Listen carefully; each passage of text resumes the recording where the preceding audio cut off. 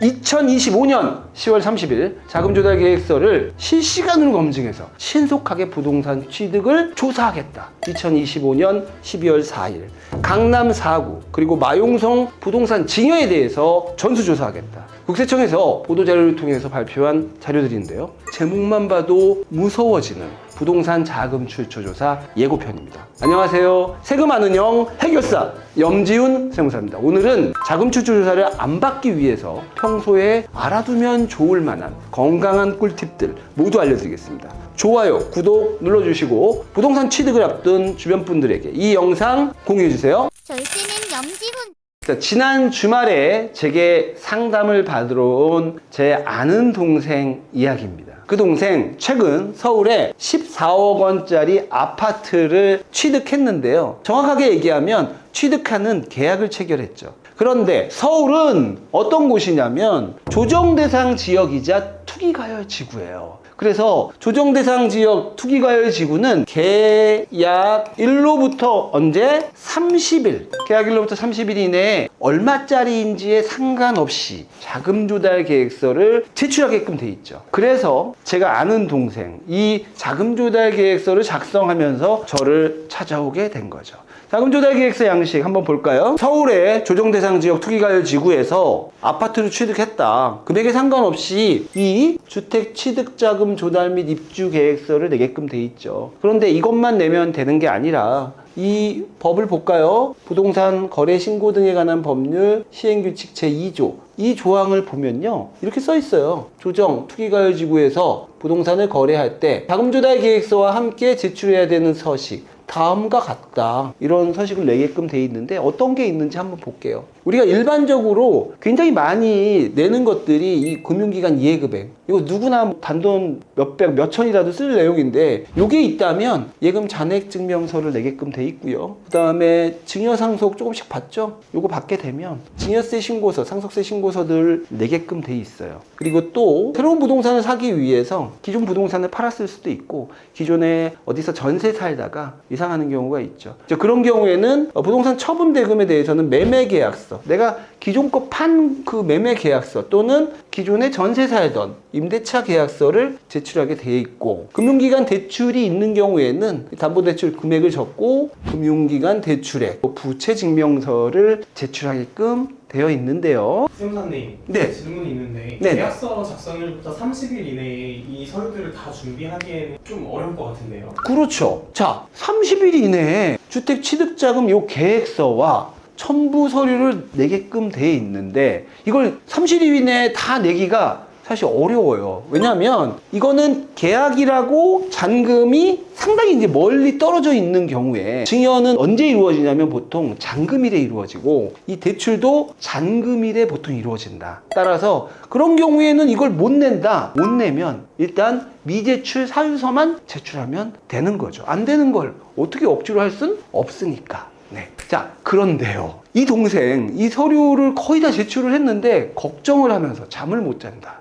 그래서 제가 왜 잠을 못 자는데 살짝 물어봤어요. 그랬더니 이 친구가 이제 인터넷 같은 데 다 찾아보니까 이런 거 제출하면 한국부동산원 이런 데에서 조만간 통장이나 이 자금 출처 관련된 세부 자료를 요구하고 그게 또 이어져서 세무서에서 세무조사를 받을 수 있다고 하던데요 하면서 걱정을 하더라. 그래서 제가 이 친구가 이렇게 걱정을 하길래 아니 무슨 돈으로 샀는데 하면서 이 서류를 대충 받아봤습니다. 그 내용을 제가 정리한 걸 보여드릴게요. 자, 이 내용인데요. 이 친구, 제 아는 동생을 제가 남편이라고 했어요. 이 단독 명의로 전세 계약을 체결한 게 과거에 있더라는 거예요. 그래서 이 14억 원의 부동산의 자금원이 이 처분대금, 이 전세보증금 8억 원과 그리고 대출 4억 원, 예금, 주식 2억 원 이렇게 14억 원이다. 세무사님, 이 정도면 되게 잘 만들어진 거 아니에요?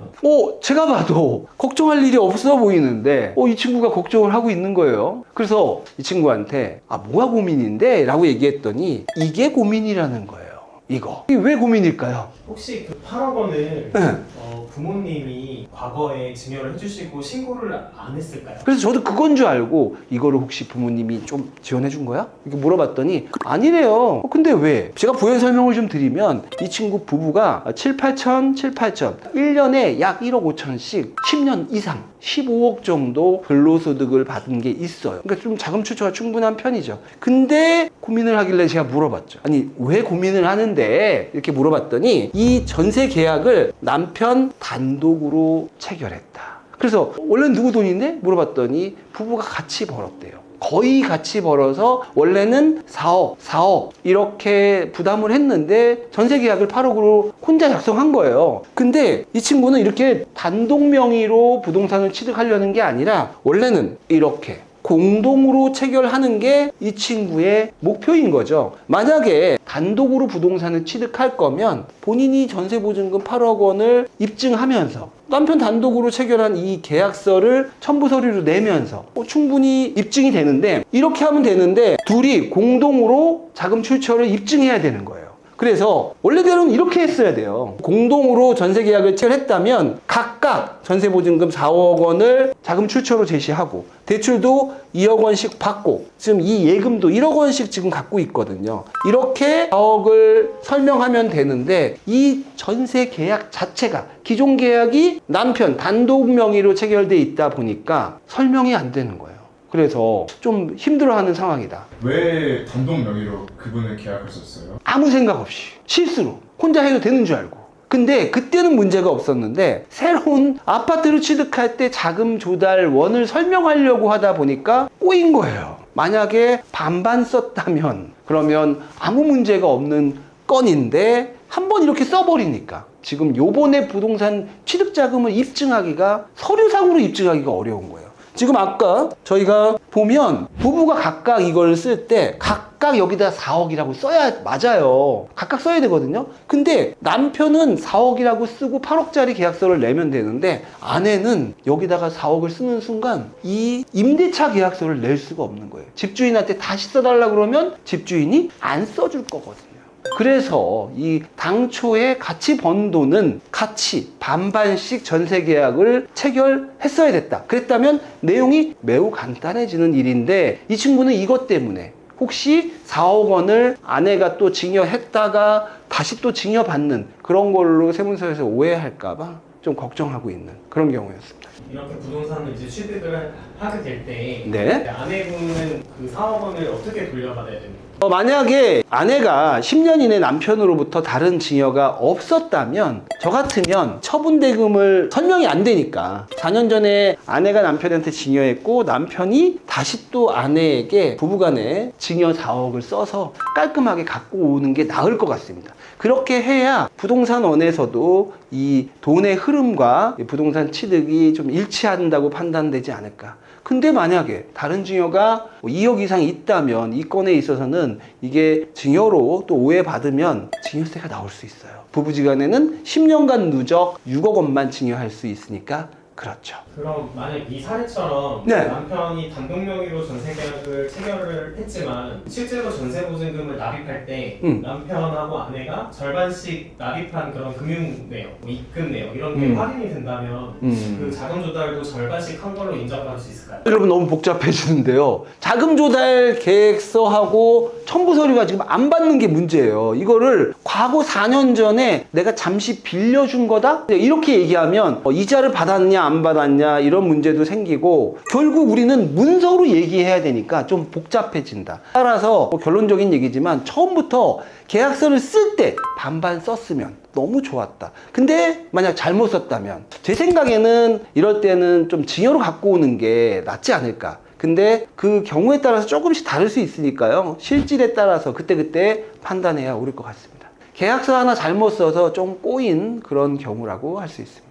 자, 이 동생의 마지막 걱정. 10년간 평균 연봉이 부부 합해서 1억 5천, 그러면 10년이면 15억. 그래서 그 15억으로 요구한 거죠. 처분대금, 예금. 이렇게 해서 이제 10억 원이 이 친구의 남아있는 돈인데, 근데 이 친구가 걱정하는 게 뭐냐면요. 바로 신용카드예요. 신용카드를 왜 걱정하냐? 신용카드 현금 영수증 사용액이 평균 연 1억 원. 신용카드를 1년에 1억 이상 쓴 거예요. 총급여가 2명의 연평균 급여가 1억 5천인데 신용카드를 1억 원이나 썼다. 그래서 이제 걱정을 하고 있다. 두 분 소득이 합쳐서 1억 5천만 원인데 카드를 매년 1억 이상씩 썼으면 많이 쓰시긴 한 건데 왜 걱정할 일이에요? 그렇죠. 카드를 많이 쓰면 우리가 신용카드 소득공제 많이 받고 좋은 일이죠. 근데 자금 출처 PCI에 있어서는 신용카드를 많이 쓴 게 그렇게 기분 좋은 일만은 아니에요. 특히 지금 이렇게 부동산을 취득하면서 자금조달 계획서를 냈고 자금조달 계획서는 이 다음에 결국 뭐다? 국세청에서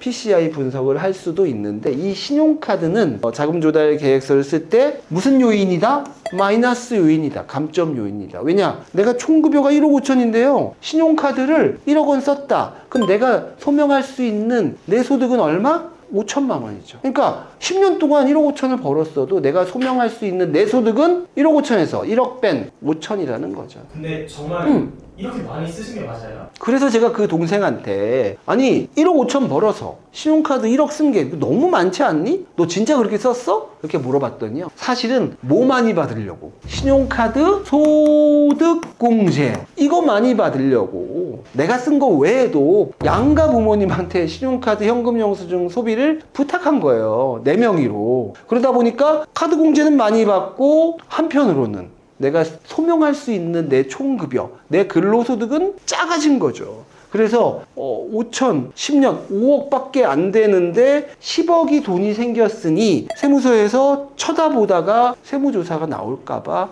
한편으로 떨고 있었다. 이제 그런 논리죠. 이해하시겠어요? 그래서 훗날 받게 될 PCI 분석 및 자금 출처 조사 등을 대비해서 본인 신용카드는 누가? 본인이 사용하고 남의 것까지 내 카드 써달라고 이러면 안 되고 적당하게 신용카드 쓰는 게 좋죠.